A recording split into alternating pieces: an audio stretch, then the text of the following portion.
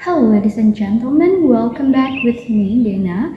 And how are you guys? I hope you guys are doing well.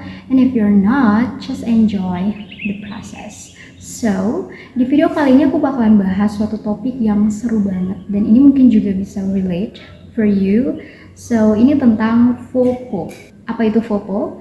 Jadi FOPO ini adalah singkatan dari Fear of People's Opinions.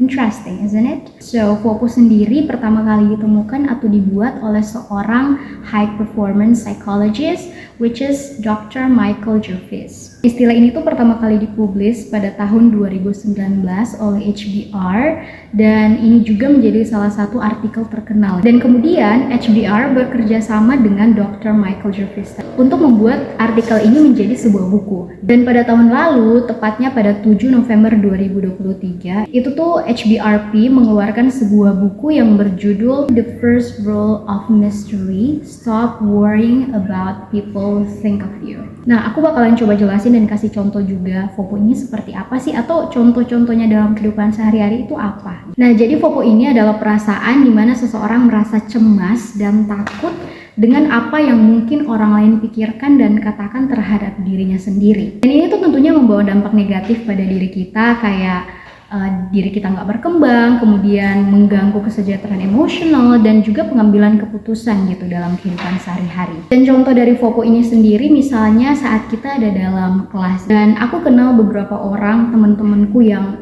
they are very smart, tapi keberanian untuk bersuara, keberanian untuk bertanya, padahal tuh mereka banyak banget pertanyaan gitu. Tapi kalau mau bertanya itu tuh harus kayak masih takut dan masih terlalu memikirkan, takut nanti dikira terlalu ambis, takut dikira sok pintar, takut dikira cari muka. Padahal it's totally normal gitu saat kita tidak mengerti sesuatu dan kita bertanya. Nah, tapi karena fenomena FOPO ini, kadang tuh orang jadi takut bersuara, takut mengeluarkan pendapat, takut bertanya karena takut juga gitu dengan apa yang nanti orang lain pikirkan. Nah, kemudian apa sih yang memicu FOPO gitu? Pertama tuh pengalaman masa kecil. Anak-anak yang mungkin masa kecilnya tuh sering dikritik atau sering dipermalukan oleh orang tua, oleh guru atau bahkan teman sebaya, itu tuh menciptakan sebuah trauma, dan saat anak ini bertumbuh dewasa, kadang tuh mereka membentuk pola pikir yang takut dikritik karena perasaan yang mereka alami waktu kecil itu, perasaan dikritik, perasaan dipermalukan karena mereka bersuara, itu tuh nggak enak gitu, takut dengan kritikan gitu. Kritikan adalah hal yang sangat dijauhi. Kemudian faktor pemicu FOPO yang kedua adalah social media. As we know, di zaman sekarang tuh social media is very easy untuk diakses. Ada yang bilang social media is like a stage. Social media itu sama seperti panggung gitu. Nah, saat kita berada di panggung, tentu kita akan mempertunjukkan the best version of ourselves kan. Kita akan menunjukkan versi terbaik dari diri kita sendiri untuk bisa dilihat orang lain atau untuk membuat diri kita sendiri juga puas. Dan aku lihat tuh di sosial media banyak orang yang membangun sebuah standar. Misalnya standar sukses, standar cantik, dan beberapa orang yang misalnya nggak sesuai dengan standar ini akan disisihkan, akan dikucilkan, atau nggak bakalan dilihat, nggak bakalan dinotis. Dan akhirnya kita berusaha untuk fit in di beberapa standar itu. So it's basically normal gitu saat kita mau untuk diterima, mau untuk dilihat, mau untuk diakui oleh orang lain. Tapi kadang kita too much. So I have an example, it's my personal experience. Jadi dulu tuh aku sempat hidup di atas opini orang lain dan di atas ekspektasi orang lain. Dulu tuh badanku agak besar. Kemudian ada one of my friend, kayak dia datang terus dia bilang gini, kamu kayaknya bagusan kurus deh. Kamu kalau kurus pasti lebih cantik. Dan dengan kurangnya pengetahuan tentang diri sendiri, I don't even know myself at the time, akhirnya aku jadi menerima dan jadi setuju gitu. Kayaknya kalau kurusan aku bener bakalan cantik deh. Jadi akhirnya aku diet, dan aku pernah sampai nggak makan 3 hari, nggak makan nasi, nggak makan ikan, cuma makan roti sama snack-snack doang. Dan setelah itu aku drop banget gitu sampai sakit beberapa hari karena karena nggak makan gitu. But anyway, I did it dengan ekspektasi kalau aku kurus aku bakalan diterima dan aku bakalan dianggap cantik oleh temanku ini. And I came to her and she was like, "Oh, you're so skinny.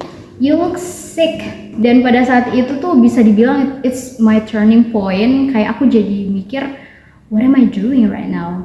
aku tuh capek banget pada saat itu dan kayaknya udah nggak sehat aja gitu untuk aku mau selalu fit in di standar-standar orang lain. Setelah itu I start to learn about myself, apa yang aku suka, my purpose of life, dan yeah, I did it. I know myself more than other people, even my parents, my friends, my loved ones. I don't have anyway. Diri kita tuh harus yang paling tahu diri kita gitu daripada orang lain. Nah, kita masuk ke cara mengatasi FOMO. Dan aku udah rangkum 3 cara. So, yang pertama itu bangun kesadaran diri. Misalnya saat ada orang yang mengkritik kalian kayak, oh my god, look at you, you're so ugly gitu, atau you're so stupid. Pokoknya mengkritik hal-hal yang nggak baik lah tentang diri kita. Kita jangan langsung telan itu bulat-bulat, kita harus proses dulu gitu. Am I ugly? Am I stupid? Kan harus bangun kesadaran diri gitu. Kita jangan langsung, oh my god, emang iya ya aku jelek? Emang iya ya aku bodoh? Kita benar-benar harus punya proses berpikir kalau ya kita yang lebih tahu diri kita siapa. Misalnya dalam suatu presentasi dan kemudian ada teman kita yang, oh presentasi kamu tuh jelek banget, tadi cara kamu berbicara, artikulasi kamu, atau penampilan kamu tuh jelek banget gitu tadi. Nah kalau ada kritikan seperti itu, kita nggak boleh langsung percaya dong, kita nggak boleh langsung merasa kecil, merasa am I?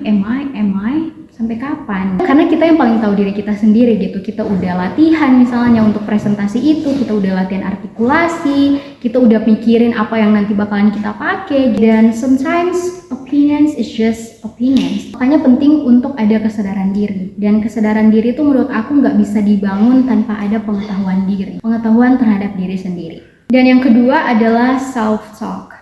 Kita benar-benar harus membangun percakapan dengan diri kita sendiri. Kalau aku pribadi, cara ngobrol aku dengan diri sendiri, aku tuh suka tulis jurnal. Dan misalnya aku lagi nggak enak ya, perasaan aku lagi nggak enak, aku lagi capek, aku bakalan tulis. Dan aku bakalan cari tahu the reason kenapa aku merasakan hal itu.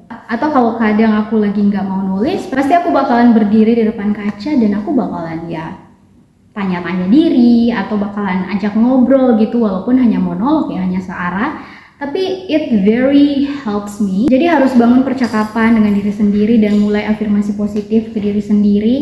Kayak aku biasanya tuh aku bilang ke diri aku sendiri, kamu cukup, kamu baik, kamu dicintai, kamu berharga. Afirmasi-afirmasi itu tuh bakalan membuat diri kita lebih merasa seperti itu. Dan cara mengatasi FOMO yang ketiga adalah keluar dari zona nyaman. Keluar dari zona nyaman tuh emang aku tahu itu nggak enak karena kita akan ngelakuin sesuatu yang di luar kenyamanan kita gitu kan.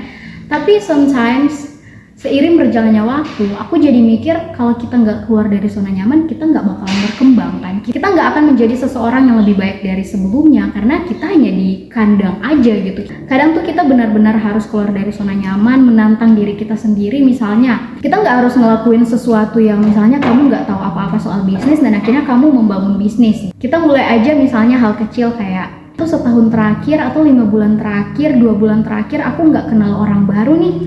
Mau untuk kenal orang baru, membangun relasi baru, pokoknya keluar dari zona nyaman gitu. Contoh lainnya misalnya kamu malu atau takut gitu ya untuk berbicara di depan publik, kamu bisa mulai dengan berbicara di depan kaca, atau bisa lebih lagi kamu berbicara di depan teman-teman kamu atau keluarga kamu. Dan I think itu sangat membantu gitu, karena dulu tuh aku sebelum takut banget untuk berbicara di depan publik, aku tuh sering menguji diri aku untuk berbicara misalnya in my own circle gitu, kayak tanya keseharian atau pendapat temanku menurut ini dan menurut itu. Kita tuh sering banget membahas suatu isu. Kadang tuh dengan kita berkomunikasi walaupun yang nggak banyak orang, itu tuh bakal melatih kita untuk ya cara kita berkomunikasi gitu, dan itu tuh akan membangun kepercayaan diri juga. Jadi mulailah dari hal-hal kecil. Nah setelah kalian tahu apa itu FOMO, kemudian pemicu FOMO dan juga cara mengatasi FOMO, aku cuma mau bilang ayo kita sama-sama belajar, karena kadang tuh aku juga masih gitu untuk memikirkan pendapat orang lain atau apa yang nanti orang lain pikirkan gitu terhadap aku.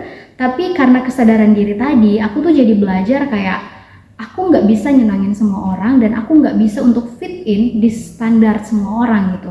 Jadi I have to find my own journey, I have to find my own self, my own purpose, my own standard. Jadi penting banget gitu kesadaran diri tadi. Kemudian penting untuk kita mengingatkan diri kita sendiri kalau kita tuh udah cukup, kita tuh berharga gitu, kita tuh dicintai. Dan itu tadi, keluar dari zona nyaman. Ini penting untuk pengembangan diri kamu. Karena selama kamu melakukan hal yang udah biasa kamu lakukan, kamu bakalan ya gitu-gitu aja gitu. Coba sekali-sekali tuh tantang diri sendiri untuk melakukan hal yang selama ini mungkin kamu pikir kamu tuh nggak bisa gitu. Jadi ayo sama-sama belajar untuk jangan terlalu peduli dengan pendapat orang lain gitu. Aku nggak bilang jangan peduli, tapi jangan terlalu. Karena kadang kritikan dan masukan atau ya opini orang lain tuh kadang bisa jadi bahan refleksi, bahan introspeksi diri kita juga. Dan ada beberapa orang juga yang bilang ada kritik yang membangun sama kritik yang menjatuhkan. Kalau menurut aku pribadi nggak ada kritik membangun sama kritik yang menjatuhkan gitu. Itu balik lagi cara kita memandang kritik itu kan. It depends on our mindset gitu. Bagaimana kita melihat kritikan-kritikan tersebut. Makanya aku pengen bilang ke kalian, if your mindset is your superpower. Tetaplah menjaga pikiran agar selalu sehat, berdoa, meditasi, be present. Gak usah terlalu pusing dengan apapun yang ada di luar ini, karena fokusmu sekarang tuh harus benar-benar ke diri kamu sendiri gitu. Bukan egois, tapi you have to find yourself, you have to find your purpose in life, you have to find your calling gitu. Kamu hidup dunia ini untuk apa sih? So guys, thank you for watching this video dan mudah-mudahan ini bisa membantu kalian, and bye-bye.